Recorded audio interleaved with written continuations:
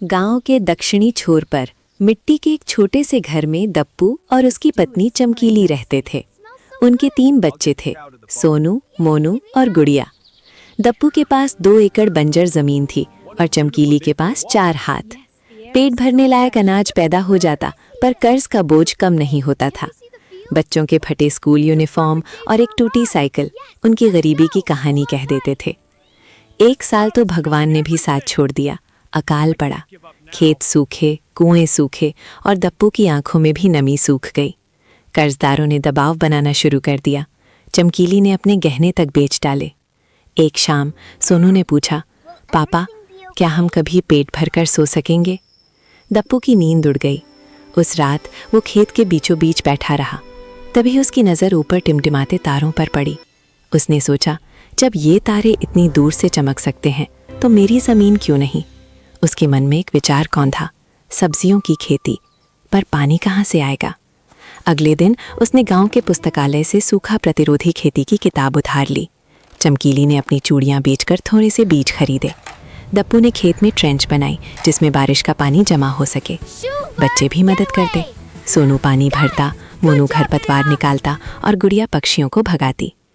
पहली फसल में भी कोई खास सफलता नहीं मिली। लोग कहने लगे, दप्पू, इतनी पढ़ाई से क्या होगा?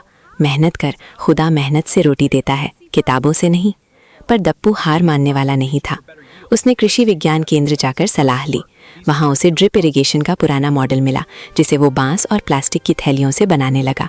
धीरे धीरे हरा रंग उसके खेत में लौटने लगा। टमाटर, भिंडी, शिमला मिर्च, छोटी छोटी फसलें तैयार हुईं। चमकीली ने सुझाव दिया, साहब लोगों को ताज़ी सब्जी घर तक पहुंचाने का काम शुरू करे।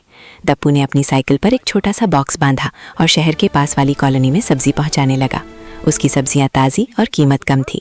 ऑर्गेनिक तरीके से उगाई गई सब्जियों की मांग बढ़ने लगी। 5 साल की कठिन मेहनत के बाद दप्पू ने न सिर्फ अपना कर्ज उतारा, बल्कि एक छोटी सी पिकअप वैन भी खरीदी। उसने अपने खेत का नाम रखा चमकीली फार्म। उसने दूसरे किसानों को भी प्रशिक्षित करना शुरू किया। सोनू अब कृषि की पढ़ाई कर रहा था, मोनू ने कंप्यूटर सीखकर ऑनलाइन बिक्री की व्यवस्था की और गुड़िया ने चमकीली फार्म का लोगो डिज़ाइन किया, जो हर थैले पर चमकता था। एक दिन जब दप्पू नई इमारत की नींव रख रहा था, चमकीली ने उसके हाथ से फावड़ा ले लिया और पहली मिट्टी खुद डाली। उसकी आंखों में आंसू थे। तुमने कहा था ना, हमारी किस्मत हमारे हाथों में है। दप्पू ने अपने परिवार को गले लगाते हुए कहा, नहीं प्रिय, हमारी किस्मत हमारे हौसले में है। इस ज़मीन ने सिर्फ वही दिया जो हमने हिम्मत से मांगा। आज चमकीली फार्म सैकड़ों परिवारों को रोजगार देता है। दप्पू का सफ़र सिखाता है कि गरीबी मन की दशा है, नियति नहीं। और जब इरादे चमकदार हों तो बंजर ज़मीन भी सोना उगलने लगती है।